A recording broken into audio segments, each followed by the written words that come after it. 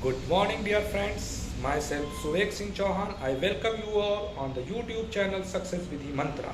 Today we will discuss on the topic relating to the constitutional validity of the EWS reservation.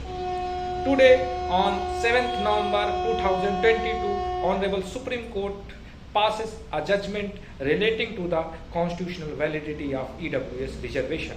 आज 7 नवंबर 2022 को अपने अंतिम कार्य दिवस के अवसर पर CJI यू ललित साहब की अगुवाई में 5 जजों की संविधान पीठ ने EWS रिजर्वेशन को संवैधानिक वैधता प्रदान की, यानी इसको कॉन्स्टिट्यूशनली वैलिड ठहराया। हालांकि ये जजमेंट 3-2 के बहुमत से आया। 3 जजेस ने फेवर किया कि ये कॉन्स्टिट्यूशनली वैलिड है, EWS रिजर्वेशन कॉन्स्टिट्यूशनली वैलिड है।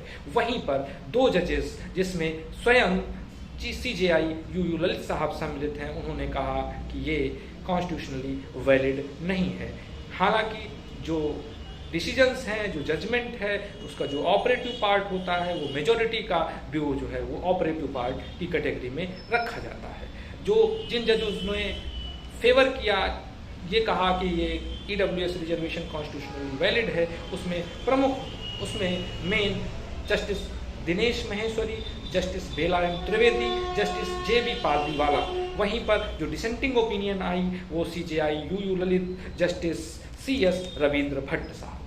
मित्रों, कॉन्स्टिट्यूशनली वैलिड होना EWS रिजर्वेशन का ये अपने आप में उन लोगों के लिए एक राहत भरी सांस है जिनके इंटरेस्ट इससे जुड़े हुए थे, इस जजमेंट से जुड़े हुए थे। मित्रों, EWS रिजर्वेशन 103वें संविधान संशोधन के द्वारा जनवरी 2019 में संविधान में संशोधन करके संविधान के अनुच्छेद 15(6) और 16(6) में 16(6) जोड़ करके प्रदान किया गया था। इसके आधार पर सरकारी और गैर सरकारी शिक्षण संस्थाओं में प्रवेश और सरकारी नौकरियों की प्राप्ति की जा सकती है। हालांकि ये अल्पसंख्यक धार्मिक संस्थानों पर लागू नहीं होता है। मित्रों, अगर हम बात करें किस केस के माध्यम से ऐसा डिसीजन आया है, तो Janhit Abhiyan versus union of India civil writ petition number 55 of 2019, यानी जनहित अभियान वर्सेज भारत संघ सिविल रेट पिटीशन 55 2019। तो 2019 की जो 55वीं सिविल रेट पिटीशन थी, उसके माध्यम से ये जजमेंट आया है। जनहित मोर्चा या जनहित अभियान जो पब्लिक इंटरेस्ट मूवमेंट था, उसने 2 बेसिस पर इसको चैलेंज किया था। मेन जो बेसिस था, जो मेन क्राइटेरिया था, जो मेन ग्राउंड था जिसके आधार पर इसको चैलेंज किया गया था, वो था it is against the basic structure doctrine, it violets the basic structure of the Indian constitution. ये संविधान के मूलभूत ढांचे को नष्ट करता है। दूसरा, ये जो एक्सटेंड कर रहे हैं रिजर्वेशन 50% से एक्स्ट्रा, 50% से ज़्यादा जो रिजर्वेशन दिया जा रहा है, ये संविधान के साथ फ्रॉड है, it is a constitutional fraud. इन 2 आधारों पर, जिसमें से प्रमुख आधार जो था वो बेसिक स्ट्रक्चर को नष्ट करता है, डिस्ट्रॉय करता है, ये EWS रिजर्वेशन या नहीं करता है, इन विषयों को लेकर के ऑनरेबल सुप्रीम कोर्ट को चर्चा करनी थी। मित्रों, बेसिक स्ट्रक्चर क्या है, इसको समझना बहुत महत्वपूर्ण हो जाता है।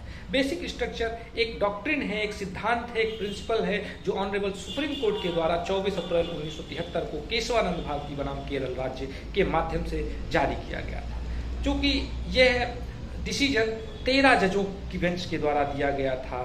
13 जजेस की बेंच अभी तक कभी भी सुप्रीम कोर्ट के पूरे इतिहास में नहीं बैठी है। ये अब तक की सबसे बड़ी बेंच थी। इसलिए ये जो जजमेंट था 24 अप्रैल 1973 को, जो केशवानंद भारती के केस में आया कि भाई संसद संविधान में संशोधन करने की शक्ति रखती है, लेकिन ऐसा संशोधन वह बेसिक स्ट्रक्चर को नष्ट करके नहीं कर सकती। अर्थात ऐसा कोई भी संशोधन यदि जो बेसिक स्ट्रक्चर को यानी संविधान के मूलभूत ढांचे को नष्ट करता है, ऐसा संविधान संशोधन वैलिड कॉन्स्टिट्यूशनल अमेंडमेंट की कैटेगरी में नहीं आएगा। मित्रों, EWS रिजर्वेशन को, जैसा कि मैंने पहले बताया, 103वें संविधान संशोधन के द्वारा जनवरी 2019 के माध्यम से प्रदान किया गया था। चूँकि इसका जो चैलेंज है वो इसी आधार पे किया गया, ये कॉन्स्टिट्यूशन फ्रॉड है, ये बेसिक स्ट्रक्चर डॉक्ट्रिन का वायलेट करता है। तो इस आधार पर आज 7 नवंबर 2022 को अपने अंतिम कार्य दिवस के अवसर पर जो CJI यू ललित साहब के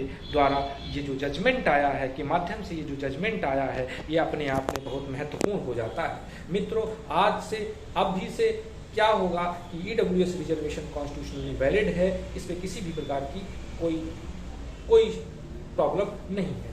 जो 50% 50% रिजर्वेशन लिमिट थी वो Indira Sahni versus union of India 1992 के मामले में ऑनरेबल सुप्रीम कोर्ट ने ही की थी। हालांकि कोई वो फिक्स क्राइटेरिया नहीं है कि 50% से ज़्यादा रिजर्वेशन लिमिट एक्सटेंड नहीं कर सकती, इस प्रकार की कोई क्राइटेरिया नहीं है, और ना ही ये बात बेसिक स्ट्रक्चर डॉक्ट्रिन के अंतर्गत आती है। इसलिए यह फैसला जो कि ऑनरेबल सुप्रीम कोर्ट के माध्यम से आया है, ये स्वागत योग्य है, और इससे जो है जो इकोनॉमिकली वीकर सेक्शन है वो लाभान्वित होगा, और जो इसका बेसिक ऑब्जेक्ट है, जो बेसिक एम है कि जो संविधान का जो प्रावधान है वो upliftment of the downtrodden society है, जो अंतिम छोर पर बैठे हुए व्यक्ति हैं उनका उत्थान करना है, ये अवश्य ही फलीभूत होगा, ऐसी आशा हम सभी कर सकते हैं। धन्यवाद।